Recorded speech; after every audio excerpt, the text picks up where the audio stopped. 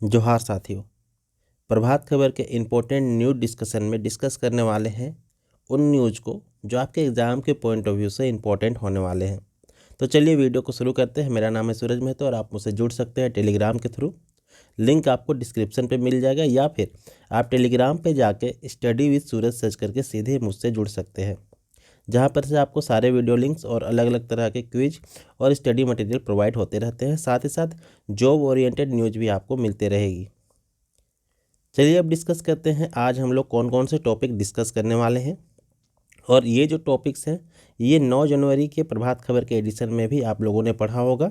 यहाँ पे हम लोग उन्हीं न्यूज़ को डिटेल में जानेंगे और एग्ज़ाम में उन न्यूज़ से जुड़े हुए कौन कौन से फैक्ट बन सकते हैं उसके बारे में डिटेल में चर्चा करेंगे।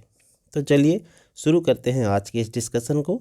सबसे पहले तो बात करेंगे प्रवासी भारतीय दिवस की, क्योंकि 9 जनवरी को प्रवासी भारतीय दिवस मनाया जाता है। इसके बारे में डिटेल में डिस्कशन करेंगे। उसके बाद डिस्कस करेंगे वर्ल्ड लार्जेस्ट रिवर क्रूज, इसकी शुरुआत की मोदी जी ने, तो इसके बारे में डिस्कशन करेंगे। फिर नल से जल योजना का क्या स्टेटस है झारखंड में, इसके बारे में डिस्कस करेंगे। फिर बात करेंगे झारखंड का जो झांकी है वो काफ़ी लंबे समय बाद रिपब्लिक डे पर राजपथ में दिखाया जाएगा, उसके बारे में डिस्कस करेंगे।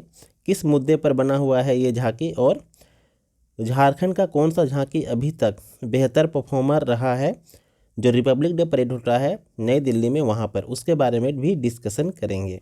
साथ ही साथ बात करेंगे झारखंड सरकार ने एक स्टडी का प्लान बनाया है किसके ऊपर, तो जो झारखंड में आदिवासी हैं जो अभी अंडर ट्रायल हैं उनके ऊपर, उसके बारे में भी यहाँ पे डिस्कशन कर लेंगे। साथ ही मैंने बताया था झारखंड में आने वाले हैं केंद्रीय स्तर की एक जांच कमेटी जो यहाँ की सूखा की स्थिति की जो है जांच करेगी, तो वो कमेटी झारखंड आ चुकी है। तो इसी के बारे में थोड़ा सा यहाँ पे हम लोग डिस्कशन कर लेंगे। सारा कुछ एक बार फिर से रिवाइज हो जाएगा। फिर डिस्कस करेंगे JBVNL जो है हमारा बिजली विभाग का, उनके द्वारा कंट्रोल रूम का इनॉग्रेशन किया गया है। तो 2-3 नंबर जारी की है। कई बार क्या होता है ना, JSSC डायरेक्ट नंबर के ऊपर भी क्वेश्चन पूछ देता है कि ये जो कॉन्टैक्ट नंबर है किसने जारी की थी, जो थोड़ा सा उसको देख लेंगे और JBVNL के बारे में थोड़ा सा डिटेल में और देख लेंगे। उसके बाद बात करते हैं हम लोग USA में पहली भारतीय मूल की जज बनी है जो एक महिला है, तो इनके बारे में बात करेंगे। यदि आप लोगों ने प्रभात खबर पढ़ा होगा तो काफ़ी डिटेल में इनके बारे में दिया गया था, तो उसमें से जो एग्ज़ाम के लिए इम्पोर्टेंट है बस वही न्यूज़ हम लोगों ने जो है देखना है। हालांकि इनके ऊपर तो पूरा एक पेज था, लेकिन उतना सारा एग्ज़ाम के लिए इम्पोर्टेंट होता नहीं है। 2 से 3 फैक्ट है जो इनसे जुड़े हुए हैं और वही हमें एग्ज़ाम में ध्यान रखने हैं, तो बस उन्हीं चीज़ को यहाँ पे जल्दी से देख लेंगे। उसके बाद बात करते हैं G20 मीटिंग की। तो जो G20 है उसकी एक मीटिंग आयोजित की जाएगी, कहाँ पे, कोलकाता में। थोड़ा सा इसके बारे में देख लेंगे। देखिए G20 के अंतर्गत बहुत सारे मीटिंग होने वाले हैं, सारे मीटिंग इम्पोर्टेंट नहीं है, जो इम्पोर्टेंट मीटिंग है वही बस ध्यान में रखना है। और अब फिर बात करेंगे लास्ट में हम लोग NTCA का एक सर्वे किया गया था डेथ ऑफ टाइगर्स के ऊपर, तो इसके बारे में भी बात कर लेंगे। और ये जो NTCA है ये तो काफ़ी इम्पोर्टेंट है। साथ ही साथ टाइगर से जुड़े हुए कुछ और चीज़ों के ऊपर भी हम लोग जल्दी से डिस्कस कर लेंगे। तो चलिए हम लोग शुरू करते हैं आज के इस जो प्रवासी भारतीय दिवस है उसके बारे में अगर बात करें तो सबसे पहले ये मनाया कब जाता है, ये मनाया जाता है 9 जनवरी को। 9 जनवरी को क्यों मनाया जाता है, क्योंकि 9 जनवरी 1915 को महात्मा गांधी अफ्रीका से परमानेंटली भारत में आए थे और इन्होंने स्वतंत्रता संग्राम में अब परमानेंटली भाग लेना शुरू कर दिए थे। इसी के बाद से जो प्रवासी भारतीय दिवस है 2023 ये आयोजित किया गया कहाँ, इंदौर में। 2023 का जो प्रवासी भारतीय दिवस है ध्यान रखेंगे इंदौर में आयोजित किया गया। उसके बाद प्रवासी भारतीय दिवस 2023 का थीम क्या रहा, तो प्रवासी भारतीय दिवस का जो थीम रहा 2023 का वो रहा डायस्पोरा रिलायबल पार्टनर्स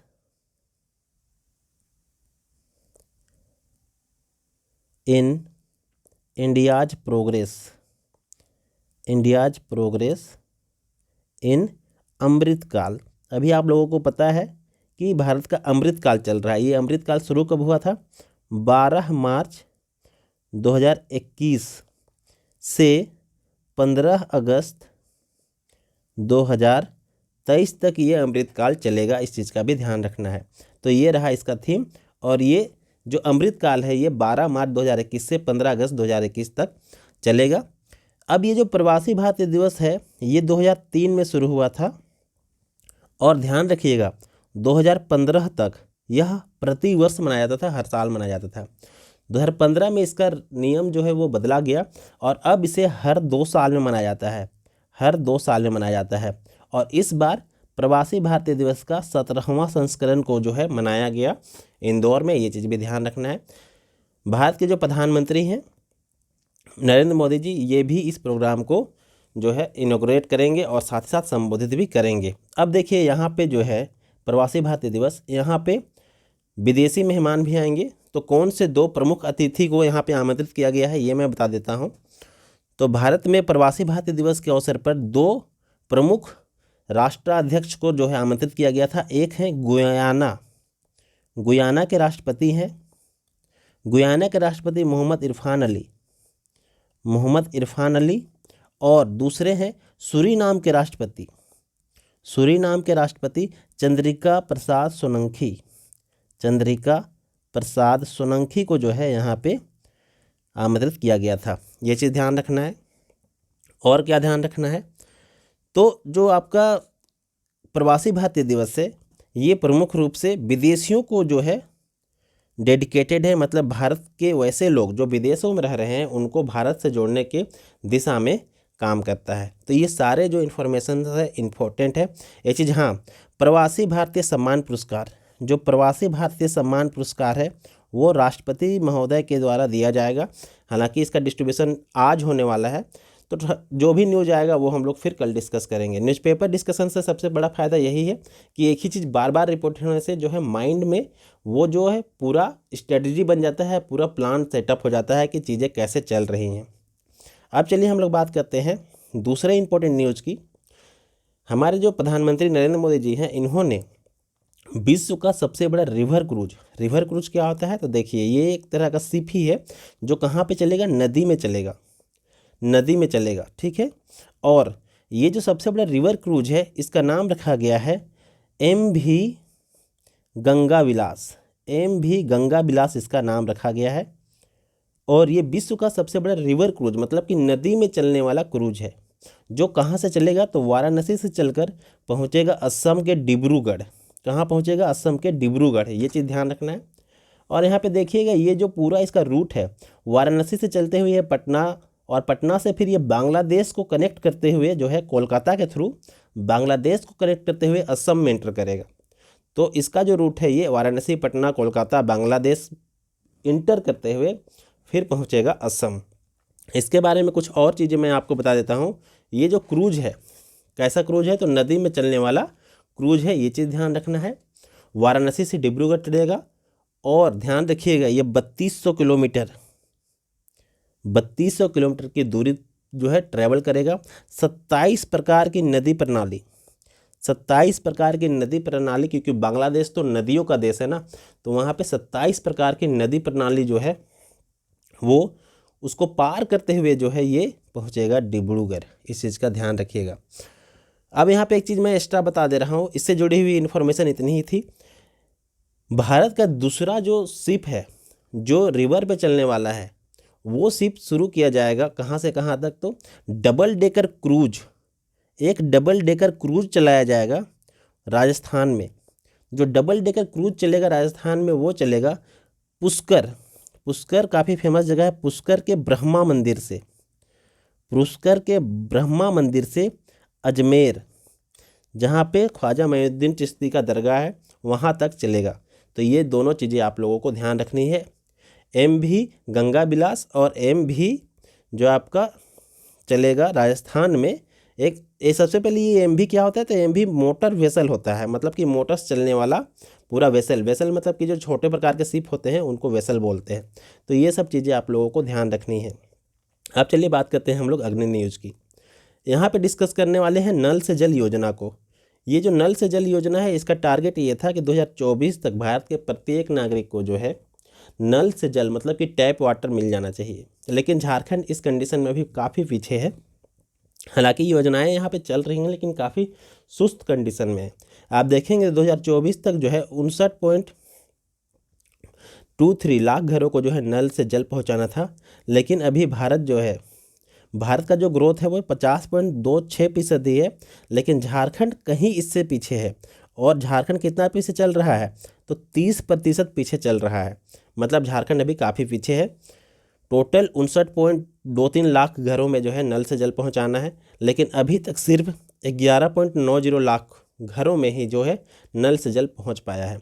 2024 तक इसका टारगेट था, लेकिन अब ये लगता नहीं है कि कंप्लीट हो पाएगा झारखंड में 2024 तक। अब इसकी डिस्कशन कर क्यों रहे हैं? इसकी डिस्कशन हम लोग इसलिए कर रहे हैं क्योंकि रांची के पास 2 प्रमुख डैम है। एक का नाम है हटिया डैम और एक है रुक्का डैम। तो हटिया डैम और रुक्का डैम से जो जल है उसका प्रयोग किया जाएगा नल जल योजना के तहत। और इसके लिए झारखंड सरकार ने 485 करोड़ की राशि आवंटित की है। और इनके जो जल हैं, ये जो डैम्स हैं, इनके जो जल हैं उन्हीं का यूज किया जाएगा नल से जल योजना के तहत लोगों को पानी डिस्ट्रीब्यूट करने के लिए। तो ये जो है योजना झारखंड सरकार ने अभी सैंक्शन की है, मतलब इसमें पैसे डाले हैं ताकि इसकी थोड़ी प्रगति हो पाए। तो ये जो न्यूज़ है ये इससे जुड़ा हुआ जो नल से जल योजना था जिसके बारे में हम लोगों ने देखा। अब चलिए बात करते हैं झारखंड की जो झांकी है वो रिपब्लिक डे में प्रस्तुत की जाएगी काफ़ी लंबे समय बाद। ध्यान रखिएगा। इससे पहले अगर हम लोग बात करें तो 2015 में झारखंड की तरफ से एक झांकी दिखाई गई थी। कहाँ पे? तो राजपथ में। आप लोगों को पता है राजपथ में जो है सारी झांकियाँ जो है दिखाई जाती है। तो राजपथ में 2015 में मलुटी मंदिर समूह, जो मलुटी मंदिर समूह है दुमका में, उस पर आधारित एक झांकी जो है दिखाई गई थी। और ध्यान रखिएगा इन्होंने दूसरा प्राइज जीता था, सेकंड प्राइज जीता था। कब? 2015 में। उसमें रघुवर दास जी हमारे मुख्यमंत्री हुआ करते थे। अब देखिए, सबसे पहली बात, इस वर्ष जो दिखाया जाएगा 2023 में, इसका थीम क्या रहने वाला है? इसका थीम रहने वाला है बाबा बैजनाथ मंदिर। बाबा बैजनाथ मंदिर थीम रहेगा। और हाँ, इसके साथ देखिएगा, आप लोग अगर वो प्रोग्राम देखते होंगे तो आप लोगों को पता होगा जब वो झांकी चलती थी ना, तो साइड साइड में जो है उस राज्य से जुड़े हुए कल्चरल व्यक्ति जो है वो डांस करते हुए जाते हैं। तो झारखंड का एक इम्पॉर्टेंट जो डांस फॉर्म है जिसको क्या बोलते हैं? तो जिसको बोलते हैं पाइका नृत्य, जिसको बोलते हैं पाइका नृत्य। तो पाइका नृत्य करते हुए लोग यहाँ पे चलेंगे और फिर जो है फाइनली झारखंड का जो ये टैबलो है उसके साथ साथ पाइका नृत्य करते हुए लोग चलेंगे और अपने जो कल्चर को है वो दिखाएंगे। तो इससे जुड़ा हुआ इतना इन्फॉर्मेशन ध्यान रखिएगा। अब देखते हैं, झारखंड सरकार ने एक योजना बनाई है। झारखंड में जो आदिवासी कैदी हैं जो अंडर ट्रायल हैं, अंडर ट्रायल किसको कहा जाता है? जिनके बारे में अभी तक फैसला नहीं लिया गया कि वो बेकसूर हैं या दोषी हैं, और लेकिन फिर भी उनको जो है जेल में डाल के रखा हुआ है, उनको जो है जेल में डाल के रखा हुआ है। तो वैसे कैदियों को बोलते हैं अंडर ट्रायल प्रिजनर्स। तो उनके ऊपर स्टडी करने के लिए झारखंड सरकार जो है वो इच्छुक है। और इन्होंने ये जो स्टडी है इसका काम सौंपा है Ramdayal Munda tribal welfare research institute को। किसको? तो Ramdayal Munda tribal research institute को जो है इसका काम सौंपा है। और अब इसके द्वारा जो है रिसर्च का काम किया जाएगा किसके ऊपर? तो झारखंड में जो आदिवासी जेल में बंद हैं और जो अंडर ट्रायल हैं, ये चीज़ ध्यान रखना, जेल में बंद है, दूसरा अंडर ट्रायल है, तो इनके ऊपर कंप्लीट स्टडी की जाएगी। और ये जो स्टडी करा रहा है झारखंड सरकार किसके मदद से? तो Ramdayal Munda tribal welfare research institute की मदद से। ये सब चीज़ का ध्यान रखिएगा। और इसका विषय क्या रखा है? विषय भी आपसे पूछा जा सकता है।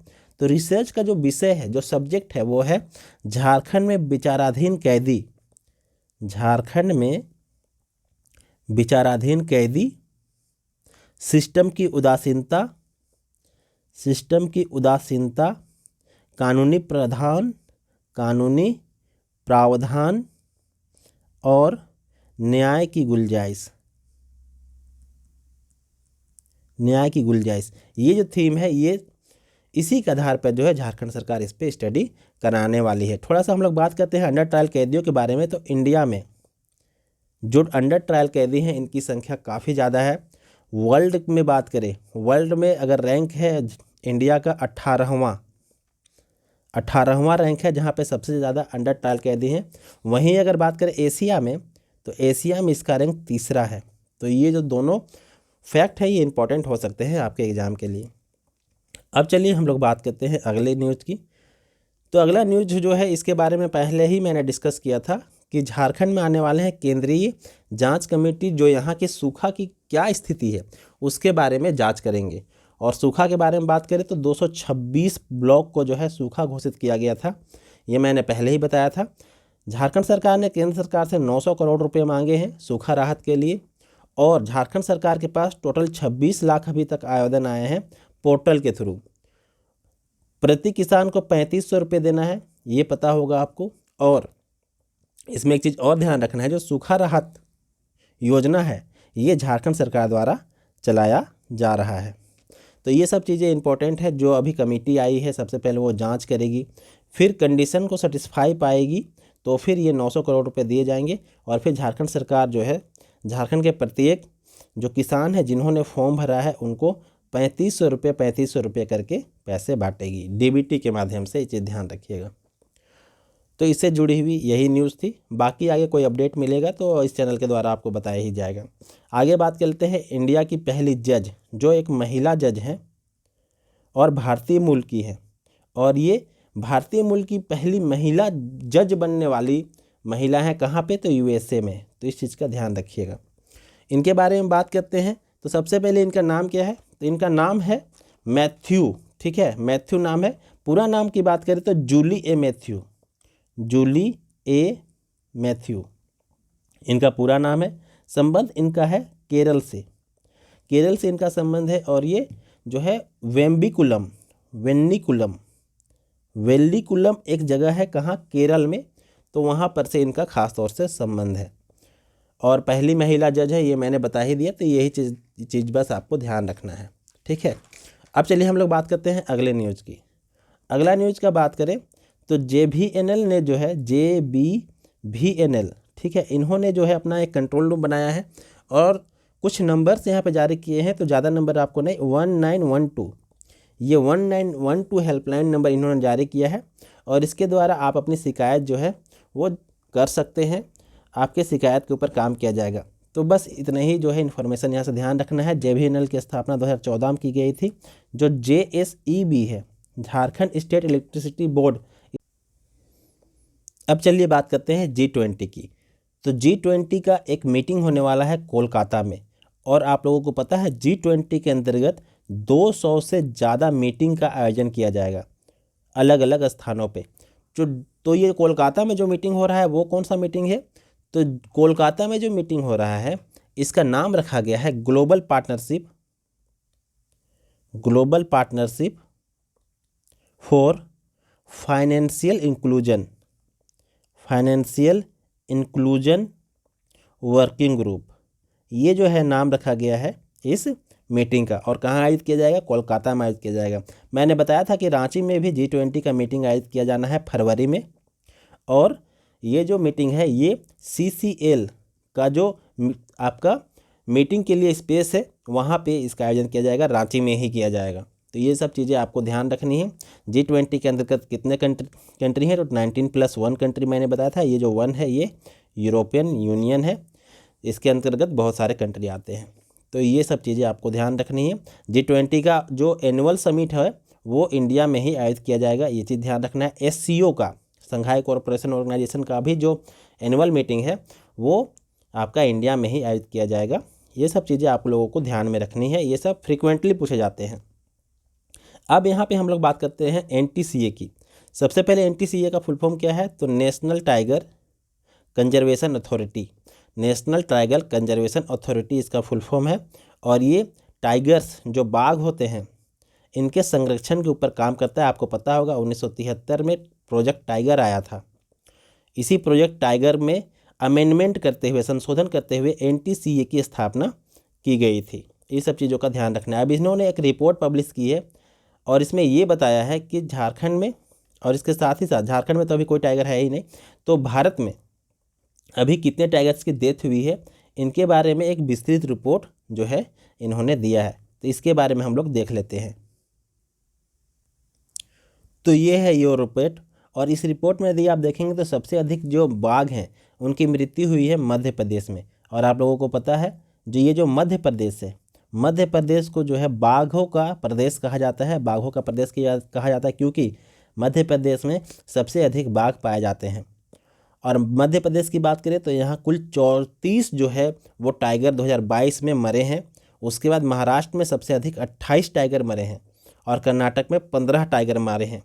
तो इस तरह से आप यहाँ पे डेटा देख सकते हैं। सबसे ज़्यादा आप लोगों को ध्यान रखना है, आप नंबर 2 याद रख सकते हैं, उससे ज़्यादा इंपॉर्टेंट नहीं है। बाकी NTCA के बारे में मैंने बता ही दिया।